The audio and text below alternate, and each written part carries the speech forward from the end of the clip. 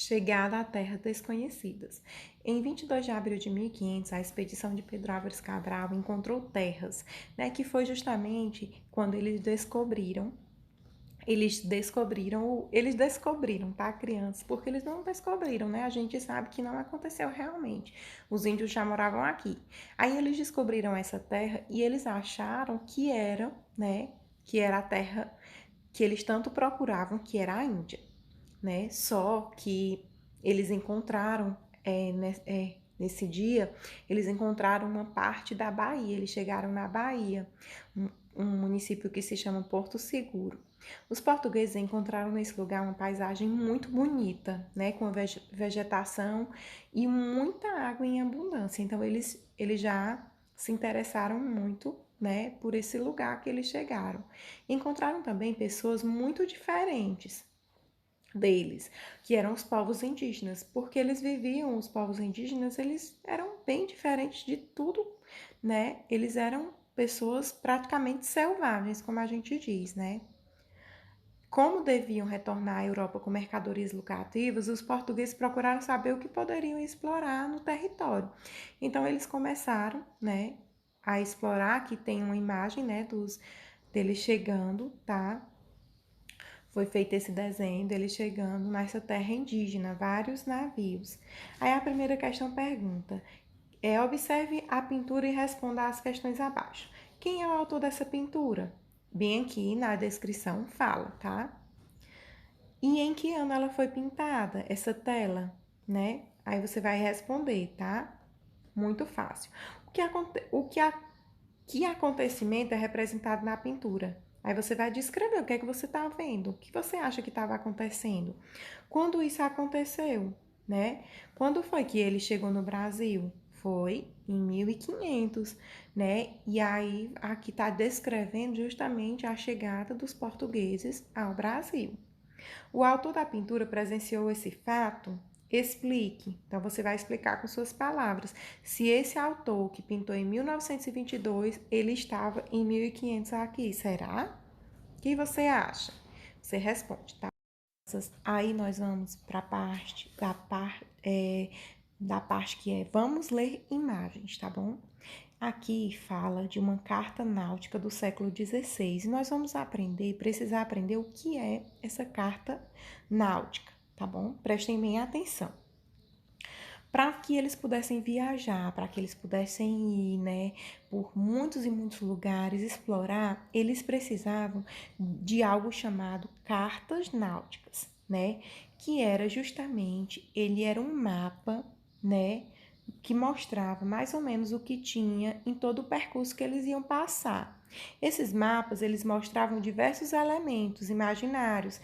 Por exemplo, eles criaram coisas, eles inventavam, era bem interessante essa carta. Depois você puder olhar direitinho, é bem interessante. Eles criavam criaturas monstruosas, eles usavam muito a imaginação, dizendo que gigantes, animais gigantes que devoravam as embarcações, né? Também haviam informações reais, haviam informações fictícias, no caso dessas, tá? E haviam também informações reais, né? Lugares que eles passaram, né? Algumas ilhas específicas. Então, tem muitas informações, muitas, muitas. A partir do século XVII, à medida que o conhecimento náutico avançava, os seres náuticos foram desaparecendo dos mapas. Então, a carta náutica, aí ele diz, né? Mapa usado para navegação que destacava os mares e os oceanos. Aí a gente vê, né, que existem muita coisa nesse mapa, né? A gente consegue perceber muita coisa. Aí, passando para o outro lado, ele diz assim: agora é a sua vez. Leia a legenda do mapa e responda as questões a seguir. Qual é o título do mapa, né? Qual é o título desse mapa? Aí ele vem, ó, Carta Marina 1539. Então, o título desse mapa é Carta Marina. Qual é o nome do autor desse mapa? Eu vou olhar na parte de baixo, né, na legenda, para me saber, né? Olaus Magnus Foi ele quem fez essa carta, tá? Em que ano, em que século o mapa foi produzido? Ele está dizendo aqui 1539. Se a gente usar aquela regrinha que a tia ensinou, tá? De descobrir. Eu vou pegar 1539, eu vou cancelar os dois últimos números. Como os dois últimos números não terminam em zero, então eu vou pegar 15 mais 1. 15 mais 1 dá 16. Então, ele foi produzido no século 16, tá? Depois ele diz assim: observe os animais destacados, né? Destacados nos detalhes. Você vai contornar de vermelho os que representam animais reais, que você acha, você que são animais reais. E contorne de azul os detalhes que você acha que são seres imaginários. Então, você vai circular aqui os animais que você acha que são reais e os que você acha que são imaginários, tá bom? Fez isso, tá bom? Aí você vai perceber que no mapa os monstros marinhos estão concentrados em um oceano. Consulte o mapa político atual e responda: que oceano é esse? Você vai procurar, tá?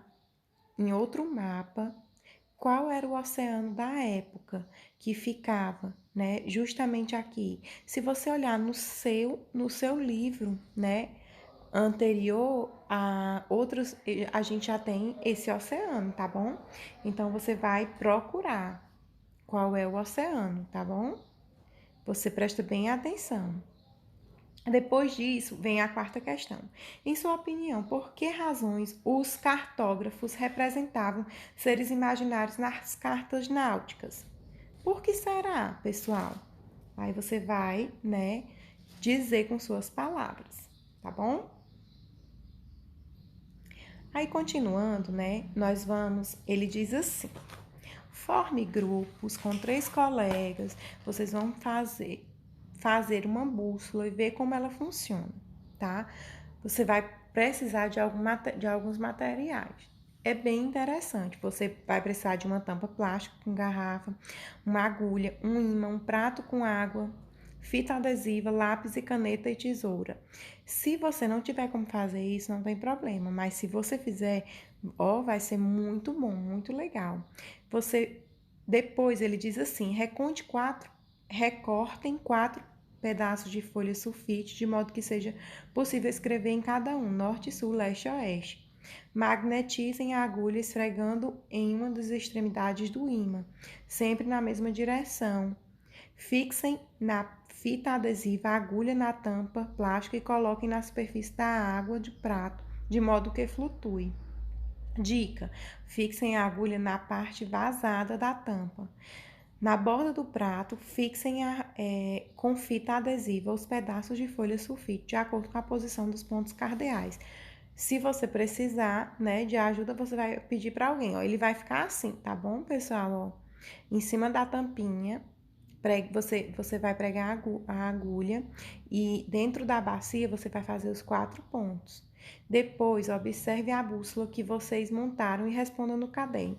Para qual direção aponta a agulha magnetizada? Aí você vai dizer qual foi, né? É bem facilzinho. Você não vai precisar de muitas coisas que não tem aí na sua casa, tá?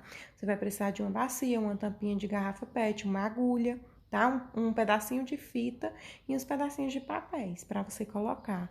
Se possível, eu queria muito que vocês fizessem essa experiência, tá bom? Aí depois, ao ser movimentada, ela muda de direção. Aí você vai movimentar ela e vai ver se ela muda ou não de direção, tá bom?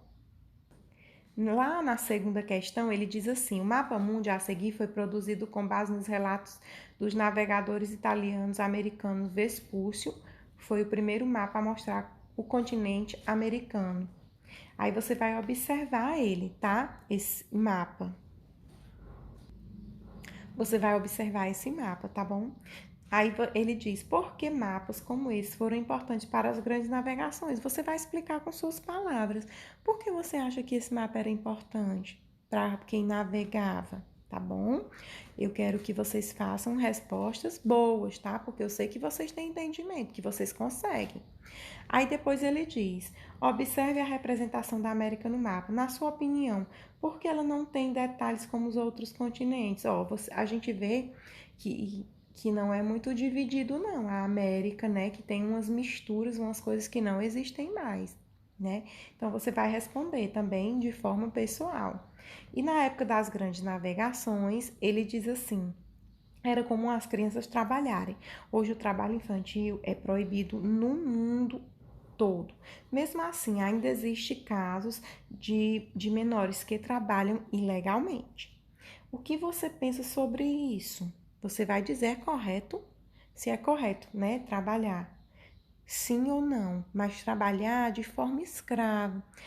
Não é que você não possa ajudar o papai, a mamãe, né, nos trabalhos de casa, mas é uma questão de trabalhar de forma escrava, que não tem direito a brincar, não tem direito a estudar, né, não tem direito a quase nada.